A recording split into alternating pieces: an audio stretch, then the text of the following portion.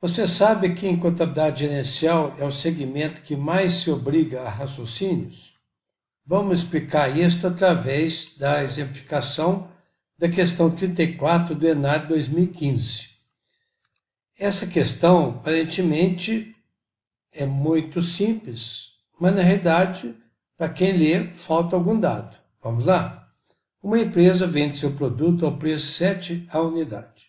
Os relatórios financeiros apresentam custo variável unidade 2 e custo de despesas fixas de 150 mil, sendo a alíquota do imposto de renda igual a 30%. Nessa situação, para obter um lucro líquido de 31.500, a empresa deverá vender o correspondente a 5 alternativas de resposta, lembrando que em provas do ENAD não se pode usar calculadora. Por que eu comentei que é uma questão aparentemente simples? E também por que é uma questão que gera dificuldade? Por quê? Se fala que a empresa vendeu ao preço de 7 a unidade, o custo variável de 2 por unidade, custo preço de 150 mil, imposto de renda 30, lucro líquido 31.500. Mas não falou a quantidade.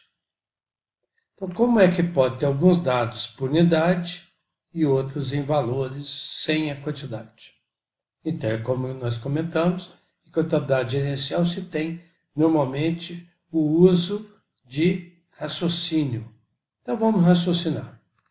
Primeira coisa, margem de contribuição. Margem de contribuição é um conceito que diz respeito à diferença entre receitas e custos e despesas variáveis, resulta a contribuição marginal ou margem de contribuição.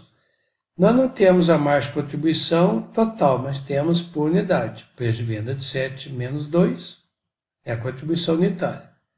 Esses dois dados foram informados. Custos e despesas fixas também foram informados. Lucro líquido 31.500 e a alíquota do imposto de renda foi 30%. Solucionando por partes. Margem de contribuição, 7 menos 2 é a contribuição unitária de 5. Custos e despesas fixas 150, lucro líquido 30%. Se está usando o conceito de contribuição marginal, então tem que usar o custeio variável, não é? Que é o contrário do custeio contábil tradicional, custeio por absorção. Como é que é o custeio variável? É aquele que a demonstração de resultado é composta a partir da contribuição marginal, menos custos e despesas fixas, é o lucro antes dos impostos, ou antes dos juros também, né? Nesse caso não teve, menos imposto de renda 30%, lucro líquido. Então vamos preencher com os dados que nós também temos na proposição da questão. Informou o lucro líquido, 31.500, informou que os custos PSI são de 150 mil. Então estão esses dados, o preço de venda, o custo variável, o custo PSI, o lucro líquido e a alíquota de 30%. Se nós sabemos que imposto de renda é 30% de um ganho, portanto, do lucro antes dos impostos, então a gente sabe que esse lucro antes dos impostos corresponde a 100%. Por quê? Se o imposto de renda é 30%, ele é uma parte dos 100%. O 100% é o lucro antes dos impostos, que retira do lucro os impostos correspondentes a 30%. Então, 30% de 100 vai sobrar o lucro líquido de 31.500. Então, quanto que é o 31.500? 100% menos 30, 70%. Então, agora nós temos que calcular o lucro antes dos impostos, para somando ele aos 150, achar a contribuição marginal. Não tem quantidades.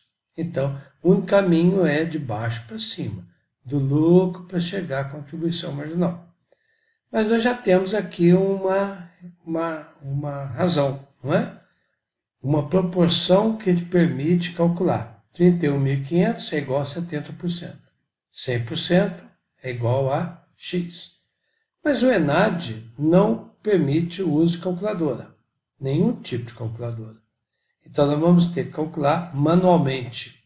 Qual a melhor forma de calcular? Dividindo 31.500 por 0,70, não é? Nem sempre isso é fácil. Então, vamos fazer uma dica.